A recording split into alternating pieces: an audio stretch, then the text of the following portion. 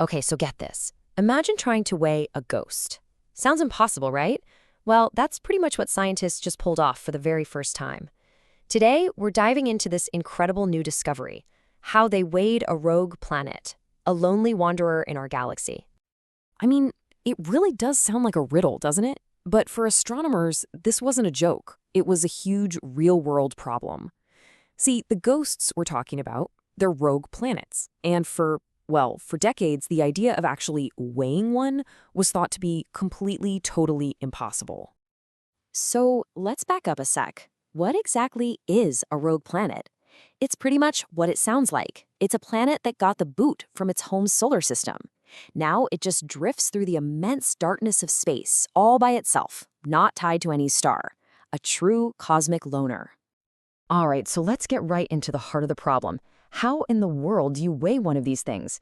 For the longest time, this wasn't just a tough nut to crack. Scientists basically saw it as a dead end, something you just couldn't do.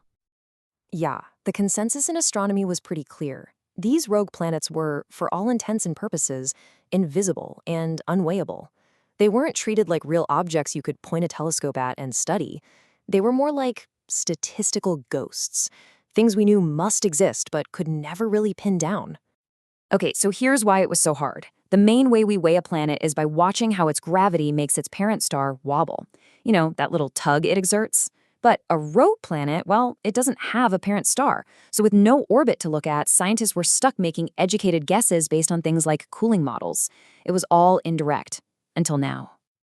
Then, everything changed. And it all started with a tiny, almost impossibly small clue. A telltale cosmic wobble. This little flicker was the very first sign that maybe, just maybe, we could finally get one of these wanderers on the cosmic scale. So using the amazing, super precise Gaia Space Telescope, astronomers were tracking a star way off in the distance. Now, they expected that star to move in a nice, straight, predictable line across the sky. But that's not what they saw. Instead, there was this teeny tiny but consistent wobble, a little deviation from that straight path. It was a dead giveaway that something invisible was pulling on its light. And the reason this works is all down to Einstein. Gravity literally bends space itself. A good way to think about it is like a trampoline. A heavy object, like our rogue planet, creates a dip in the fabric. So as light from that background star traveled past it, its path got bent by that dip. And that tiny bend is exactly what Gaia detected. The rogue planet's gravity was acting like a lens. But, just seeing that wobble was only step one. That's a huge step for sure, but to get from something is there to an actual precise mass, well, that took a really clever method, one that was built on what you could call 4 pillars of proof. Let's break it down. First up was the astrometry. That's the fancy word for detecting the wobble. Next, they did some thermal characterization, which basically means they took its temperature. Then they used this really powerful statistical method called Bayesian inference to put all the clues together. And finally, they looked at the population context to see where this object fits in the grand scheme of things. Let's talk about that second pillar, taking its temperature. For this, they brought in the big guns, the James Webb Space Telescope. Webb was able to pick up the incredibly faint heat coming off this thing. Turns out it's about 500 Kelvin.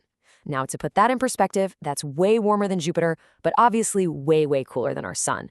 And that temperature reading, it was an absolutely crucial piece of the puzzle for figuring out its mass and age. And this next part, Pillar 3, is where all the magic happens. This is where they put it all together. They took the wobble data from Gaia, the temperature data from Webb, and they mixed it all in with our best models of how the galaxy works to figure out its exact location and how fast it's moving. Fusing all those clues together let them narrow it down to the single most probable mass for this object.